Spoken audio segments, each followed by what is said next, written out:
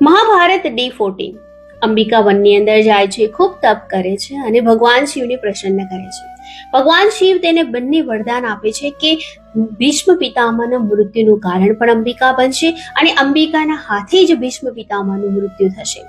પરંતુ એના માટે અંબિકાને નવો જન્મ લેવો પડશે, કારણ કે સ્ત્રી રૂપે તે ભીષ્મ પિતામહનું મૃત્યુ નહીં કરે, કારણ કે ભીષ્મ પિતામહ કોઈ સ્ત્રી સાથે ક્યારેય યુદ્ધ નહીં કરે.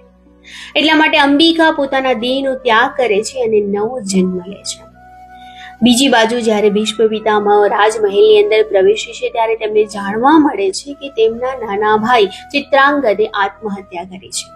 હવે એક વિચિત્ર વીર, એક મોટો ભાઈ રહે છે, એની સાથે બંને કન્યાઓ પણ આવે છે, અંબા અને અંબાલિકા. રાધે રાધે.